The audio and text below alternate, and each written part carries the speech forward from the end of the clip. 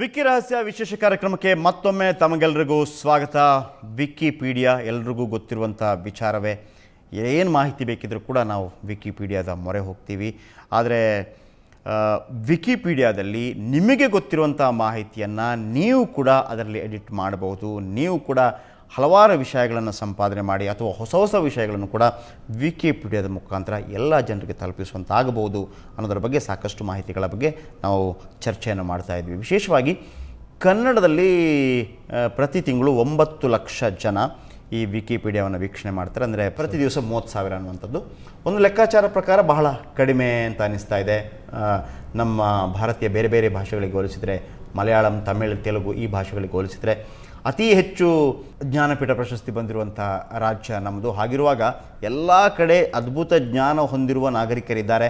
So ಅವರು ಕೂಡ Wikipedia ಮುಖಾಂತರ ಮಾಹಿತಿ ಪಡೆಯೋದು ಮಾತ್ರವಲ್ಲ, ತಮ್ಮ ಮಾಹಿತಿಯನ್ನು ಮತ್ತೊಬ್ಬರಿಗೆ ಸಿಗುವ ಹಾಗೆ ಮಾಡಬೇಕು ಅನ್ನುವಂಥದ್ದು. ಸರ್, ಈಗ ಮತ್ತೊಮ್ಮೆ ಎಲ್ಲೋ ಒಂದು ಕಡೆ ಬಾಗಲಕೋಟೆಯಲ್ಲಿ ಓರ್ವ ಯುವಕ ಇರ್ತಾನೆ. ಅವನಿಗೆ ಸಂಪಾದಕನಾಗಬೇಕು ವಿಕಿಪೀಡಿಯಾದಲ್ಲಿ. ಅದಕ್ಕೆ ಪ್ರೊಸೀಜರ್ ಏನು? ಅಥವಾ ಜಸ್ಟ್ ಓಪನ್ ಮಾಡಿ ನೇರವಾಗಿ ಎಷ್ಟು ನಿಮಿಷಗಳೊಳಗಾಗಿ ಅವನು ಸಂಪಾದಕ ಆಗಬಹುದು? ಅವನಿಗೆ ಭಾಳ ಸುಲಭ. ಕನ್ನಡ ವಿಕಿಪೀಡಿಯಾದೆ kn.wikipedia.org ಅಂತ ಟೈಪ್ ಮಾಡಿದ್ರೆ ಬ್ರೌಸರಿಗೆ ಹೋಗಬೇಕು. ಯಾವುದೇ ಬ್ರೌಸರ್ kn.wikipedia WIKIPEDIA.org.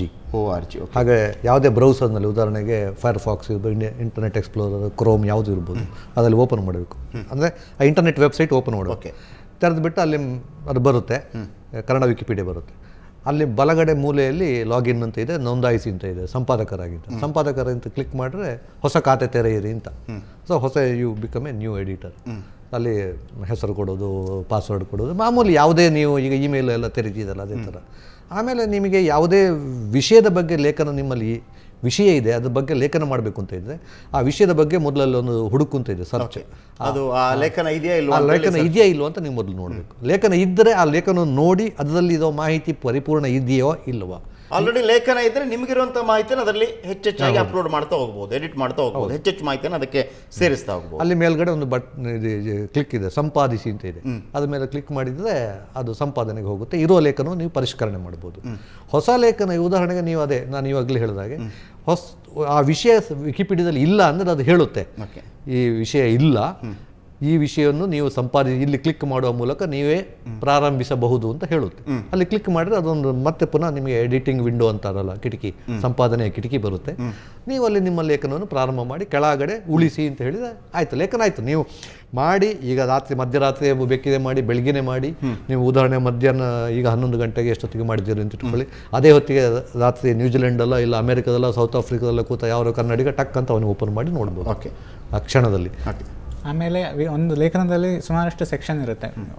ಮೊದಲಿಗೆ ಇಂಟ್ರೊಡಕ್ಷನ್ ಇರುತ್ತೆ, ಅದಾದಮೇಲೆ ಅದರ ಇತಿಹಾಸದ ಬಗ್ಗೆ ಇರುತ್ತೆ, ಅದರ ಮತ್ತೆ ಎಕ್ಸ್ಪ್ಲನೇಷನ್ ಇರುತ್ತೆ. ಹಾಗೆ ನಿಮಗೆ ಯಾವುದೋ ಒಂದು ವಿಭಾಗವನ್ನಷ್ಟೇ ಸಂಪಾದನೆ ಮಾಡಬೇಕಂದ್ರೆ ಅಲ್ಲೇ ಪಕ್ಕದಲ್ಲಿ ಬದಲಾಯಿಸಿ ಅಂತ ಒಂದು ಕೂಡ ಇರುತ್ತೆ. ಅದನ್ನು ಕ್ಲಿಕ್ ಮಾಡಿ ಅದಷ್ಟೇ ಓಪನ್ ಆಗುತ್ತೆ. ಇಡೀ ಪುಟ ಓಪನ್ ಆಗೋದು ಸ್ವಲ್ಪ ಸ್ಲೋ ಆಗ್ಬೋದು, ಅಥವಾ ಅದು ಜಾವಾ ಸ್ಕ್ರಿಪ್ಟಲ್ಲಿ ರನ್ ಆಗುತ್ತೆ. ಹಿಂದ್ಗಡೆ ನಾವು ಟೈಪ್ ಮಾಡ್ತೀವಲ್ಲ, ಅದು ಜಾವಾ ಸ್ಕ್ರಿಪ್ಟಲ್ಲಿದೆ. ನಿಮಗೆ ಬರೀಬೇಕಂದ್ರೆ ಬೇರೆ ಯಾವುದೇ ನುಡಿ ಅಥವಾ ಬರಹ ಯಾವುದೇ ತಂತ್ರಾಂಶ ಬೇಕಾಗಿಲ್ಲ ವಿಕಿಪೀಡಿಯಾದಲ್ಲಿ ಬರೀಬೇಕಂದ್ರೆ. ಅದನ್ನು ನಾನು ಹೇಳಲಿಕ್ಕೆ ಬಿಟ್ಟೋಯ್ತು. ಆ್ಯಕ್ಚುಲಿ ತುಂಬ ಜನ ಇದೇ ಪ್ರಶ್ನೆ ಕೇಳ್ತಾರೆ ನನಗೆ. ಇನ್ಫ್ಯಾಕ್ಟ್ ಕನ್ನಡ ವಿಕಿಪೀಡಿಯಾ ಅಂತ ಒಂದು ಫೇಸ್ಬುಕ್ಕಲ್ಲಿ ಒಂದು ಗ್ರೂಪ್ ಇದೆ, ಅಲ್ಲಿ ಯಾರೋ ಒಬ್ಬರು ಇದೇ ಪ್ರಶ್ನೆ ಕೇಳಿದ್ದು. ನನಗೆ ಕನ್ನಡ ವಿಕಿಪೀಡಿಯಾ ಸಂಪಾದನೆ ಮಾಡಬೇಕಿದ್ರೆ ನುಡಿ, ಬರಹ ಇತ್ಯಾದಿ ಬೇಕಾ ನಮ್ಮ ಗಣಕದಲ್ಲಿ ಅಂತ. ಅದು ಯಾವುದೂ ಅಗತ್ಯ ಇಲ್ಲ. ಅಲ್ಲೇ ಮೇಲ್ಗಡೆ ಇದೆ ಕನ್ನಡ ಕೀಬೋರ್ಡ್ ಚಾಲನೆ ಮಾಡಿ ಅಂತ, ಕಂಟ್ರೋಲ್ M ಅಂತ ಮಾಡಿದ್ರೆ ಕನ್ನಡ ಕೀಬೋರ್ಡು ಚಾಲನೆ ಆಗುತ್ತೆ. ಅದರಲ್ಲೇ ನೀವು ಅಲ್ಲೇ ಟೈಪ್ ಮಾಡ್ತಾ ಹೋಗ್ಬೋದು. ನುಡಿ ಬೇಡ, ಬರಹ ಬೇಡ, ಯಾವುದೇ ಬೇಡ. ಅಥವಾ ನಿಮಗೆ ಅದು ನುಡಿ ಬರಹ ಇದ್ದರೆ ಅದರಿಂದ ಮೂಲಕನೂ ಮಾಡಬಹುದು, ಹಾಗೇನಿಲ್ಲ, ಅದ್ರಲ್ಲಿ ಮಾಡಬಾರ್ದು ಅಂತೇನಿಲ್ಲ, ಭಾಳ ಸರಳವಾಗಿ ಮಾಡ್ಬೋದು. ಆಮೇಲೆ ಇನ್ನೊಂದು ಮಿಸ್ಕಾನ್ಸೆಪ್ಷನ್ ಅಂದರೆ ಕನ್ನಡದಲ್ಲಿ ಬರೆಯೋದು ಕಷ್ಟ ಅಂದ್ಕೊಂಡಿದ್ದಾರೆ ಎಲ್ಲರೂ. ಇಂಗ್ಲೀಷಲ್ಲಿ ಬರೀತಾರೆ, ಅದೇ ಕನ್ನಡದಲ್ಲಿ ಬರೀರಿ ಅಂದರೆ ಆಗಲ್ಲ. ಉದಾಹರಣೆಗೆ ನೀವು ಕನ್ನಡ ಅಂತ ಬರೆಯೋಕ್ಕೆ KNNADA ಅಂತ ಇಂಗ್ಲೀಷಲ್ಲಿ ಬರೀತೀರಾ, ಅದನ್ನೇ KNNADA ಅಲ್ಲಿ ಕನ್ನಡ ಆಯ್ಕೆ ಮಾಡ್ಕೊಂಡು ಬರೆದ್ರೆ ಅದು ಕನ್ನಡದಲ್ಲಿ ಕನ್ನಡ ಅಂತಲೇ ಬರುತ್ತೆ. ಅಷ್ಟು ಸುಲಭವಾಗಿದೆ. ಆದರೆ ಎಷ್ಟೋ ಜನ ಏನು ಅಂದ್ಕೊಂಡಿದ್ದಾರೆ, ಕನ್ನಡದಲ್ಲಿ ಬರೆಯೋದಂದ್ರೆ ಏನೋ ಒಂದು ಹೊಸದು ಕಂಡಿಡ್ದಂಗೆ ರಾಕೆಟ್ ಸೈನ್ಸ್ ಅಂದ್ಕೊಂಡಿದ್ದಾರೆ. ಅಲ್ಲ, ಅದು ಅಷ್ಟೇ ಸುಲಭವಾಗಿದೆ. ಹರೀಶ್ ಹೇಳಿದರು ಹೇಗೆ ಕನ್ನಡದಲ್ಲಿ, ಅಥವಾ ನೀವು ಇಂಗ್ಲೀಷಲ್ಲಿ ಟೈಪ್ ಮಾಡಿಕೊಂಡು ಕನ್ನಡದಲ್ಲಿ ಕನ್ವರ್ಟ್ ಮಾಡಿಕೊಂಡು, ಅಥವಾ ಕನ್ನಡವೇ ಗೊತ್ತಿದ್ದರೆ ಹೇಗೆ ನಿಮಗೆ ಗೊತ್ತಿರುವಂಥ ಮಾಹಿತಿಯನ್ನು ಯಾವ ವಿಷಯವನ್ನು ಕೂಡ ನೀವು ಅಪ್ಲೋಡ್ ಮಾಡ್ಬೋದು ಅನ್ನುವಂಥದ್ದು. ಇದಕ್ಕಿಂತ ಹೆಚ್ಚಾಗಿ ಪವನಜ ಅವರ ಮುಖಾಂತರ ಒಂದು ಮಾತು ಅವರು ಹೇಳ್ತಾರೆ. ಈಗ ಏನಂತಂದರೆ ಪ್ರತಿ ಜಿಲ್ಲೆಯಲ್ಲೂ ಕೂಡ ಒಂದು ಕಾರ್ಯಾಗಾರ ಮಾಡುವಂಥ ಯೋಜನೆ ಇದೆ. ಸೊ ಅದು ಕೂಡ ಬಹಳ ಈಸಿ ಆಗ್ಬೋದು ನಿಮಗೆ. ಯಾಕಂತಂದರೆ ಹೆಚ್ಚೆಚ್ಚು ಜನಗಳು, ಹೆಚ್ಚೆಚ್ಚು ಈ ಲೇಖಕರು ಹುಟ್ಕೊಳ್ಬೇಕು, ಸಂಪಾದಕರು ಹುಟ್ಕೊಳ್ಬೇಕು ಅಂಥದ್ದು. ಆ ಕಾರ್ಯಾಗಾರದ ಬಗ್ಗೆ ಹೇಳಿ ಸರ್, ಅದು ಏನು ಮಾಡ್ತೀರಿ? ಈಗ ಹೌದು, ಇದು ಬಹಳ ಮುಖ್ಯ. ಸುಮಾರು ಜನ ಏನಾಗಿದೆ ಅಂದರೆ, ನೀವು ಇವಾಗಲೂ ಹೇಳಿದಾಗೆ ಕೇವಲ 350 ಜನ ಸಂಪಾದಕರಲ್ಲಿ ಸುಮಾರು ಜನರಿಗೆ ನಾನು ಸಂಪಾದನೆ ಮಾಡಬೇಕು, ಆದರೆ ನನಗೆ ಎಲ್ಲಿಂದ ಪ್ರಾರಂಭ ಮಾಡಬೇಕು ಗೊತ್ತಿಲ್ಲ. ಇನ್ನು ಕೆಲವರಿಗೆ ನನಗೆ ಸಂಪಾದನೆ ಮಾಡೋದು ಹೇಗಂತಲೇ ಗೊತ್ತಿಲ್ಲ. ಸೊ ಎರಡು ನಮೂನೆ ಇದೆ ಅಂತ ಇಟ್ಕೊಳ್ಳಿ. ತುಂಬ ಜನರಿಗೆ ಈಗ ಇಂಟರ್ನೆಟ್ಟು ಹಳ್ಳಿಗೆ ಬಂದಿರೋ ಕಾರಣ ಬ್ಲಾಗಿಂಗ್ ಮಾಡೋದು, ಕನ್ನಡದಲ್ಲಿ 6000 ಜನ ಬ್ಲಾಗರ್ಗಳಿದ್ದಾರೆ.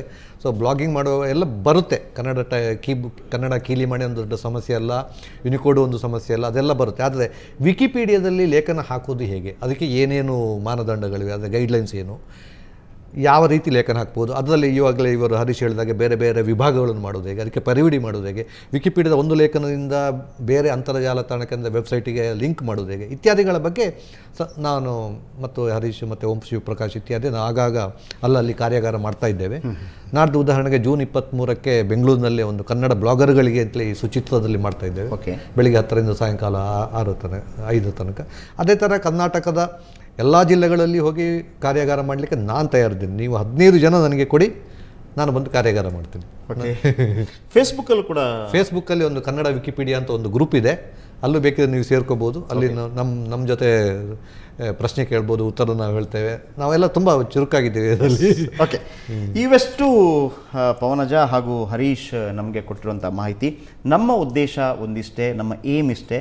ಏನು ಅಂತಂದರೆ ಕೇವಲ 350 ಸಂಪಾದಕರಿದ್ದಾರೆ, 25 ಸಕ್ರಿಯ ಸಂಪಾದಕರಿದ್ದಾರೆ, 6 ಜನ ಅತಿ ಸಕ್ರಿಯ ಸಂಪಾದಕರಿದ್ದಾರೆ.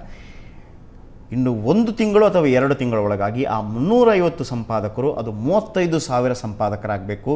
ಸಕ್ರಿಯ ಸಂಪಾದಕರು 25 ಕನಿಷ್ಠ ಪಕ್ಷ ಒಂದು 250 ಸಕ್ರಿಯ ಸಂಪಾದಕರಾದರೂ ಆಗಬೇಕು.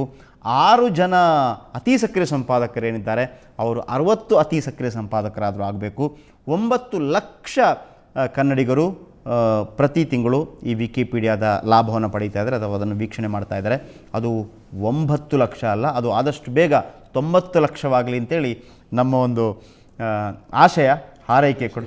ಕನ್ನಡ ವಿಕಿಪೀಡಿಯಾ 2003 ಜುಲೈನಲ್ಲಿ ಪ್ರಾರಂಭ ಆಯಿತು. ಸೊ ಇದು 2013 ಜುಲೈ ಬಂತು ಈಗ. ಅಂದರೆ ಕನ್ನಡ ವಿಕಿಪೀಡಿಯಾಕ್ಕೆ ದಶಮಾನೋತ್ಸವದ ಸಂಭ್ರಮ ಈಗ. ಆದ್ದರಿಂದ ಈ 2013 ಜುಲೈನಿಂದ ನಾವು 1 ವರ್ಷ ಅಂತ ಇಟ್ಕೊಂಡ್ರೆ, ದಶಮಾನೋತ್ಸವ ವರ್ಷ ಅಂತ ಇಟ್ಕೊಂಡ್ರೆ, ಕನ್ನಡ ವಿಕಿಪೀಡಿಯಾದ ಒಟ್ಟು ಲೇಖನಗಳ ಸಂಖ್ಯೆ ದಶಮಾನೋತ್ಸವ ವರ್ಷದಲ್ಲಿ 25,000 ಅದು ಮುಟ್ಟಬೇಕು ಅಂತ ನಮ್ಮದೊಂದು ಆಸೆ. ಓಕೆ, ಖಂಡಿತವಾಗಲೂ ಹಾಗೇ ಆಗುತ್ತೆ ಅನ್ನುವಂಥದ್ದು. ಯಾಕೆಂದರೆ ಇದರ ಬಗ್ಗೆ ಸಾಕಷ್ಟು ಮಾಹಿತಿಗಳಿರಲಿಲ್ಲ. ಸಾಕಷ್ಟು ಮಾಹಿತಿಗಳು ಈಗಲೂ ಕೂಡ ನಿಮಗೆ ಸಿಕ್ಕಿರ್ಬೋದು. ಕಾರ್ಯಾಗಾರ ಏನು ನಡೆಯುತ್ತೆ, 15 ಜನ ಇದ್ದರೂ ಸಾಕು ಅದರ ಬಗ್ಗೆ ಕಾರ್ಯಾಗಾರ ಕೊಡ್ತೀವಿ ಅನ್ನುವಂಥದ್ದು. ಹಾಗೆಯೇ ಹರೀಶ್ ಅವರು ಕೂಡ ಹೇಳಿದರು, ಹೇಗೆ ನಿಮ್ಮ ಜ್ಞಾನವನ್ನು, ನಿಮ್ಮ ಮಾಹಿತಿಯನ್ನು ಕನ್ನಡ ಭಾಷೆಯಲ್ಲಿ ಅದಕ್ಕೆ ಅಪ್ಲೋಡ್ ಮಾಡಬಹುದು ಅನ್ನುವಂಥದ್ದು. ಆಮೇಲೆ ಫೇಸ್ಬುಕ್ಕಲ್ಲಿ ನೀವು ಹೇಳಿದ್ರಿ, ಫೇಸ್ಬುಕ್ಕಲ್ಲಿ ಕನ್ನಡ ವಿಕಿಪೀಡಿಯಾ ಅಂತ ಕನ್ನಡ ವಿಕಿಪೀಡಿಯಾ ವಿಭಾಗ ಇದೆ. ಸೊ ನಾವು ಕೂಡ ಭಾಳ ಸಕ್ರಿಯವಿದ್ದೀವಿ ಫೇಸ್ಬುಕ್ಕಲ್ಲಿ. ನಾನು ಕೂಡ ಶೇರ್ ಮಾಡ್ಕೋತೀನಿ ಅದನ್ನು, ಗ್ರೂಪನ್ನು. ಸೊ ಆ ಮೂಲಕ ದಶಮಾನೋತ್ಸವ ಸಂದರ್ಭದಲ್ಲಿ ಸಾಕಷ್ಟು ಹೆಚ್ಚಿನ ಲೇಖನಗಳು ಬರಬೇಕು. ಯಾಕಂತಂದರೆ ಸಾಕಷ್ಟು ಮಂದಿ ನಮ್ಮ ಹತ್ರ ಹೇಳ್ತಾ ಇದ್ರು, ನಮಗೆ ಇದರ ಬಗ್ಗೆ ಮಾಹಿತಿ ಇದೆ, ಇದರ ಬಗ್ಗೆ ಮಾತಾಡೋದಕ್ಕೆ ಅವಕಾಶ ಕೊಡಿ, ನಾವು ಲೇಖನ ಕಳಿಸಿದ್ರು ಕೂಡ ಪ್ರಕಟ ಮಾಡೋದಿಲ್ಲ ಅಂತ ಅನ್ನುವಂಥದ್ದು. ಪತ್ರಿಕೆಯಲ್ಲಿ ಬಂದರೂ ಕೂಡ ಒಂದು ದಿವಸ ಓದ್ಬಿಟ್ಟು ಮರೆತು ಹೋಗ್ಬೋದು, ಅಥವಾ ಟಿ ವಿಯಲ್ಲಿ ಚರ್ಚೆ ಮಾಡಿದ್ರು ಕೂಡ ಒಂದು ದಿವಸ ಮಾತ್ರ ನಿಮಗೆ ಅದು ಅವಕಾಶ ಸಿಕ್ಕಿರ್ಬೋದು. ಆದರೆ ವಿಕಿಪೀಡಿಯಾದಲ್ಲಿ ಒಮ್ಮೆಗೆ ನಿಮಗೆ ಇಂಥ ಅವಕಾಶಗಳು ಸಿಕ್ಕಿದರೆ ಹಲವಾರು ವರ್ಷಗಳ ತನಕ ನಿಮ್ಮ ಮುಂದಿನ ಪೀಳಿಗೆ ಕೂಡ ನೀವು ಬರೆದಂಥ ಲೇಖನವನ್ನು ಓದೋದಕ್ಕೆ, ಇಡೀ ವಿಶ್ವಾದ್ಯಂತ ಎಲ್ಲೇ ಇರಲಿ ಓದೋದಕ್ಕೆ ಅವಕಾಶ ಇರುತ್ತೆ. ಸೊ ಹಾಗಾಗಿ ವಿಕಿಪೀಡಿಯಾ ಮುಖಾಂತರ ಕನ್ನಡವನ್ನು ಬೆಳೆಸುವಂಥ ಪ್ರಯತ್ನವನ್ನು ಮಾಡೋಣ ಅಂತ ಹೇಳ್ತಾ ಕಾರ್ಯಕ್ರಮವನ್ನು ಮುಗಿಸ್ತಾ ಇದ್ದೀನಿ. ಪವನಜ ಹಾಗೂ ಹರೀಶ್ ಅವರೇ ಕಾರ್ಯಕ್ರಮಕ್ಕೆ ಆಗಮಿಸಿ ಸಾಕಷ್ಟು ಮಾಹಿತಿಗಳನ್ನು ನೀಡಿದಿರಿ. ಧನ್ಯವಾದಗಳು. ನಮಸ್ಕಾರ. ಪ್ರಿಯ ವೀಕ್ಷಕರೇ, ಇದು ಈ ಹೊತ್ತಿನ ವಿಶೇಷ ವಿಕಿ ರಹಸ್ಯ. ಇದರಲ್ಲೂ ಕೂಡ ಕನ್ನಡಿಗರೇ ಮೇಲುಗೈ ಸಾಧಿಸಬೇಕು ಅನ್ನೋದು ನಮ್ಮೆಲ್ಲರ ಆಶಯ. ಕೇವಲ 9 ಲಕ್ಷ ಜನ ಇದನ್ನು ವೀಕ್ಷಣೆ ಮಾಡ್ತಾ ಇದ್ದಾರೆ. ದಶಮಾನೋತ್ಸವ ಸಂದರ್ಭದಲ್ಲಿ 90 ಲಕ್ಷ ಜನ ವೀಕ್ಷಿಸುವಂತಾಗಲಿ. 350 ಇದ್ದಂತಹ ಸಂಪಾದಕರು 35,000ಆಗಲಿ. ಸಕ್ರಿಯ ಸಂಪಾದಕರು 25 ಇದ್ದದ್ದು ಅಟ್ಲೀಸ್ಟ್ 250 ಆಗಲಿ. ಅತಿ ಸಕ್ರಿಯ ಸಂಪಾದಕರು 6 ಜನ ಇದ್ದಾರೆ, ಈಗ ಅದು 60 ಆಗಲಿ ಅಂತ ಹಾರೈಸ್ತಾ ಈ ಕಾರ್ಯಕ್ರಮವನ್ನು ಮುಗಿಸ್ತಾ ಇದ್ದೀವಿ. ನೇರ ದಿಟ್ಟ ನಿರಂತರ ಸುದ್ದಿಗಾಗಿ ನೋಡ್ತಾ ಇರಿ ಸುವರ್ಣ ನ್ಯೂಸ್.